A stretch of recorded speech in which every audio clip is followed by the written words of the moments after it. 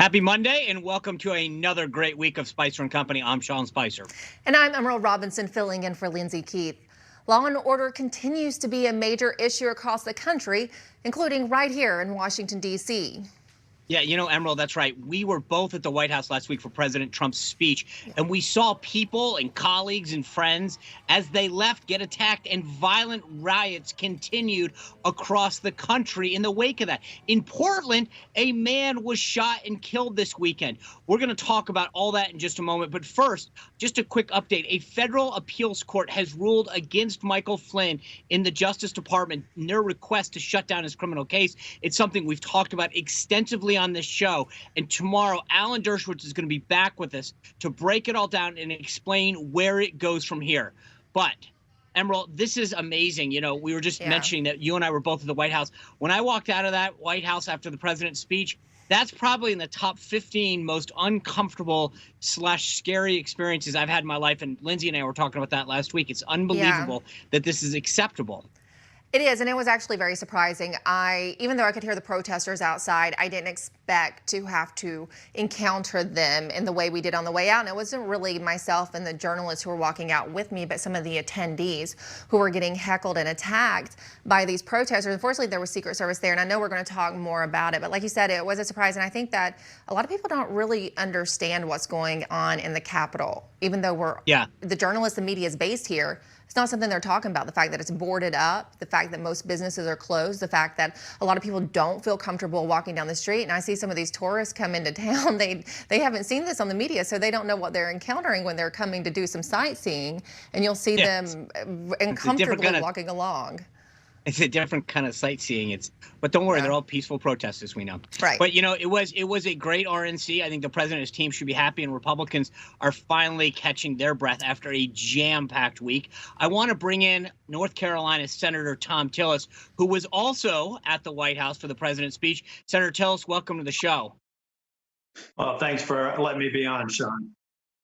Well, you're welcome anytime. You're never let on. We're welcome to have you. Senator, you were there. I want to get your reaction in a moment, but I do want to talk about your home state for a moment. In Raleigh, there were protests as well, but it seems like, sir, they were handled much differently than they were in Portland, and it seemed more in line with this idea of a peaceful protest. They didn't seem to get out of hand as much as they have in places like Kenosha and Portland. Why do you think that is, and is that an accurate read of what's going on in Raleigh? I think it is, Sean. I think that for the most part, we've had a couple of incidents, but nothing rising to the level of what we've seen in Wisconsin and Portland and Chicago, other cities. But we have to be ever mindful. I believe that we're in a powder keg right now, and allowing these rioters to do what they did, to say the things that they said to me and other people when we were leaving the White House last week, that creates a very, very dangerous environment. These mayors, these governors need to step up, restore law and order, or be responsible for the devastating consequences we've already seen. And then you got the other news reports. It was this graphic where there's a church burning in the background, and they have fiery, mostly peaceful protests in Pick a City. That's not what's happening out there. This is a very dangerous time, and it has to stop. So, obviously, North Carolina is not that far away from the nation's capital, but it's far enough. How big of an issue is this for people in North Carolina, whether it's in the Raleigh-Durham area or throughout North Carolina? How much is this idea of safety and law and order an issue for your voters? It's actually becoming one of the more prominent issues. People are worried about the public health threat and the economic impact that COVID's having, but when they see the damage being done to these communities, people dying, people getting hurt, law enforcement being disrespected, it's really emerging as one of the top issues. I just had a town hall earlier today with several thousand people on it, and I asked what did they think about law and order and the threat to law and order. Nearly 90% of them said they were very, very concerned with it. This is something that these liberal, radical leaders in states and towns need to really pay attention to. Aside from the fact that the voters are becoming very concerned, the citizens of these towns are under siege, and it has to stop.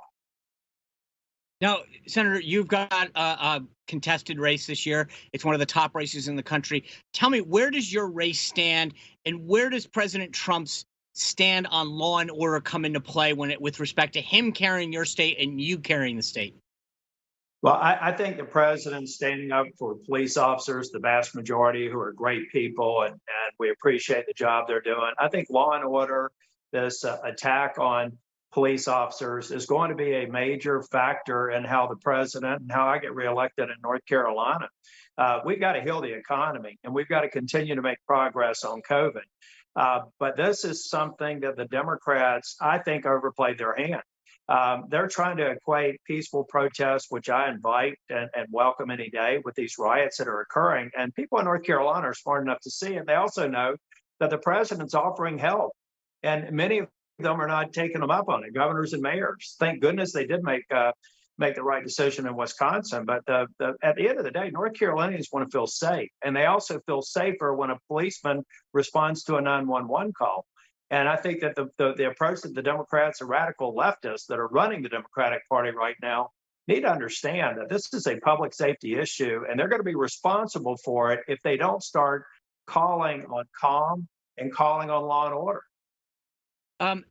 Speaking of safety, it's amazing to me, recent polling suggesting, obviously, and you noted this, law and order has shot up as an issue and COVID has shot down as an issue. How is North Carolina handling the COVID response, and where do you think that is on the mind of voters right now? Well, I think all in all, we've done pretty well. It's one of the 9th or 10th most populous states, but we've still got to do more. Social distancing among younger people is really not something that we've got a very good track record for. That's a national phenomenon. But I think that businesses are looking for Congress to act. I'm prepared to vote on a follow-up to the Paycheck Protection Program. I got an opponent who criticized it while his business was applying for a loan.